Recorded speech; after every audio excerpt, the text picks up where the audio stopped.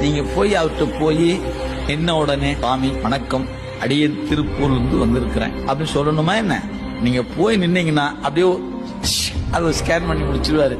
எதுக்கு வந்திருக்கான்னு அவருக்கு தெரியும். அப்ப நீங்க இன்னும் சொல்ல வேண்டியது இல்லையா? ஒண்ணுமே சொல்ல வேண்டியது. அப்ப நான் ஏன் சொல்லணும்?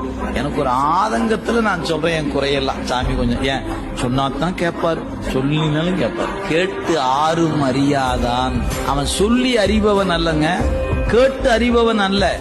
காணாதே காண்பவன், கேளாதே கேட்பவன். அது மட்டும் இல்ல, கருவிகள் இல்லாமலே அறிபவன் அவன். நமக்கு கருவி இருந்தாலும் அறிய முடியலங்கிறது நம்ம கதை. கண் இருந்தாலும் தெரிய மாட்டேங்குது, காது இருந்தாலும் கேட்க மாட்டேங்குது, இல்லீங்களா?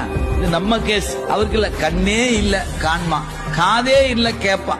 அப்படிலாம் உண்டா? ஆம். அதனாலதான் அவன் கருவிகளை கடந்து நிற்பவன்.